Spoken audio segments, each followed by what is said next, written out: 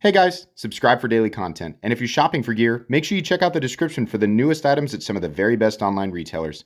There's also links for some of the items that I personally recommend. Thanks! What's going on YouTube? Metal Complex here, and today I've got another short little unboxing video to share with you guys. Actually, I think this is probably something that many of you have recently unboxed for yourselves.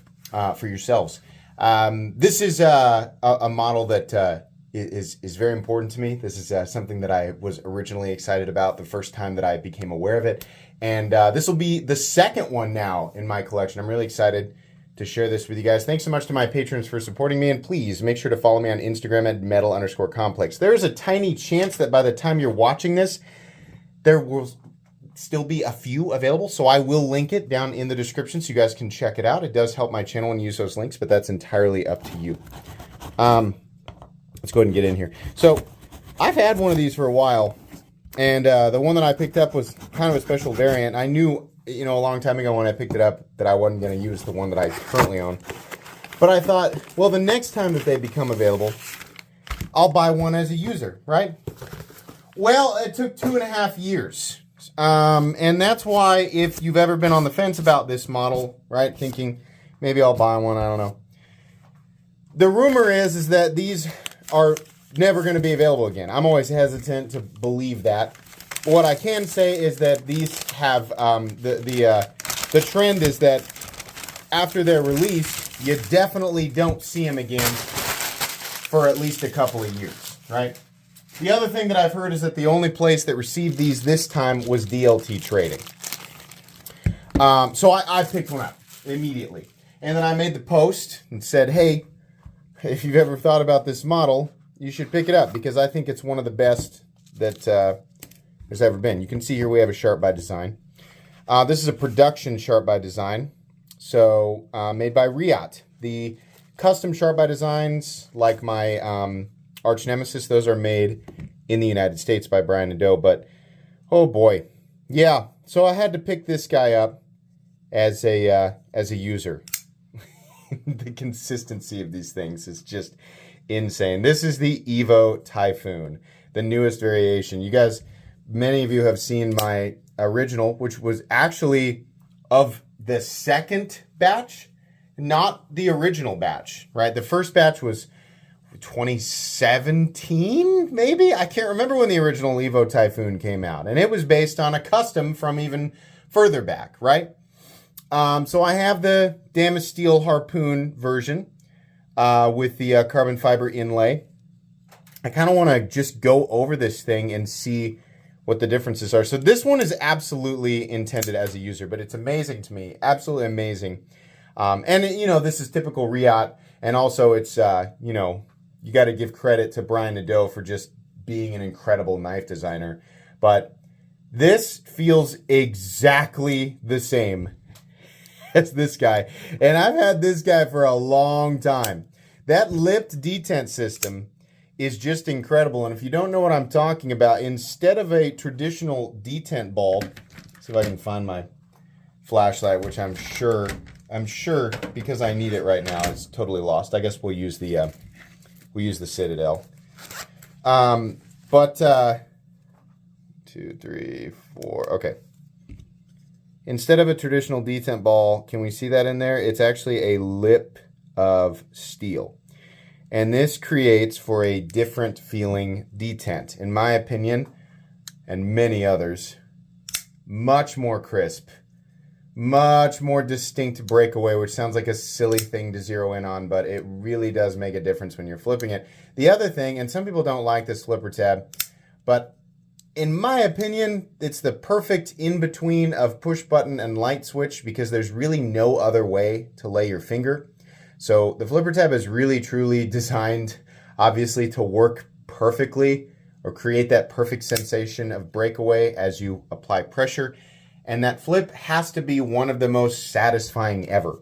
There's only one way to deploy this knife, and it's to flip it. So if you're only going to offer one means of deployment, you really have to make it perfect.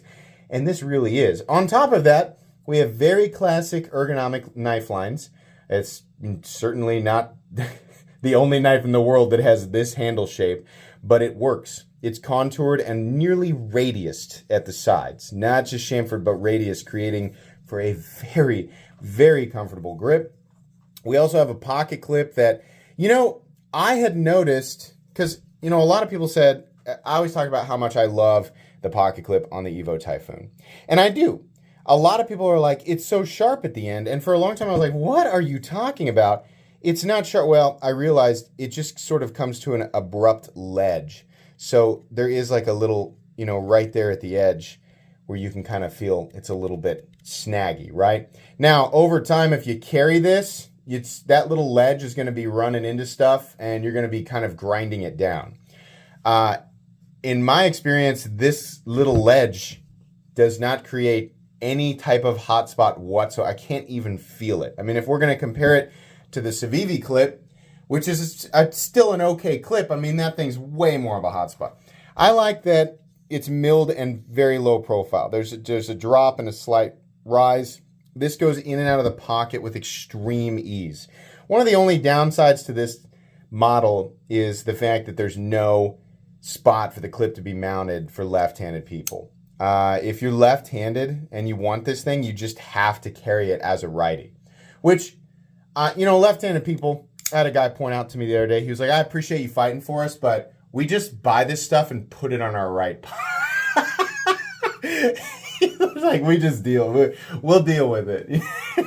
So I'm sure some of them, some lefties do and some lefties don't do that. But if you're left-handed, you can't carry it the way that you want, which is a bummer, right? Because it's pretty easy to manipulate with your left hand. But considering how the pocket clip is mounted, you would have had to create a little bit of an unsightly area over here.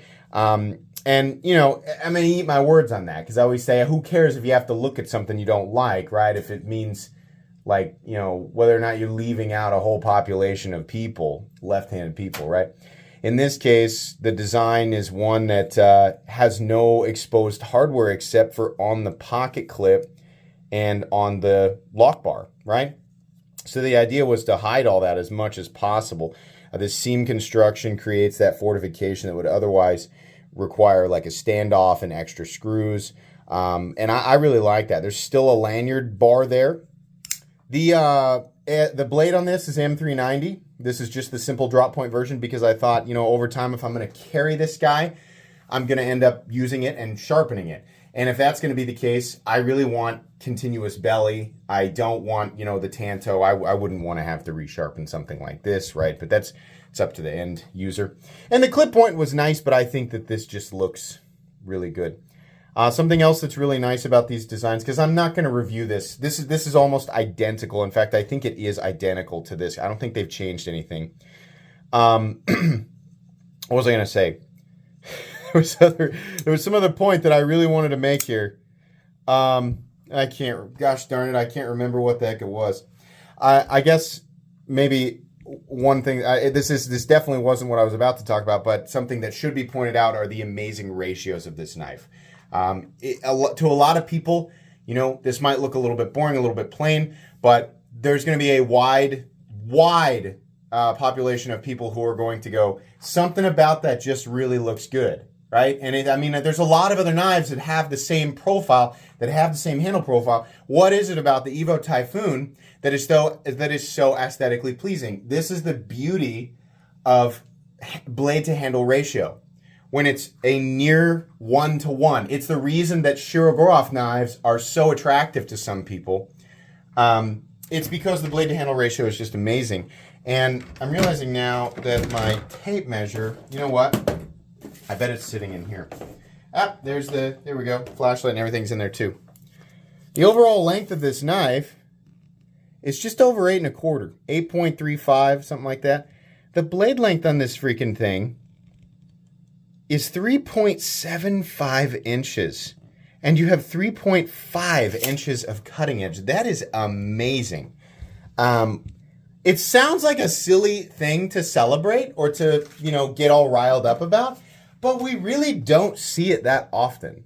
More often than not, knives have balance issues, which a lot of people, don't really care about. And to be fair, balance on a knife doesn't really affect your day-to-day, right?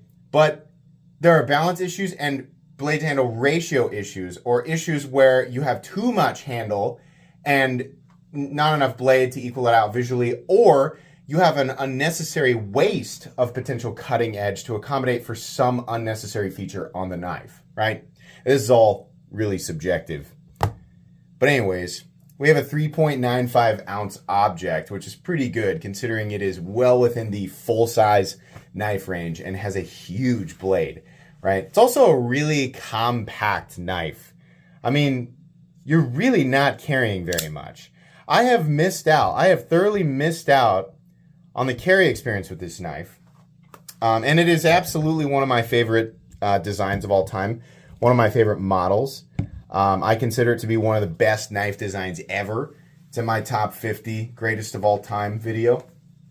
And you know, I'll tell you guys right now, when I eventually update that, it'll be there again. But I want to carry and use this thing. I want to experience it that way too, right? Because it's one thing to consider it an amazing design, and another thing when that, you know, you really have the carry experience to, you know, conclude that.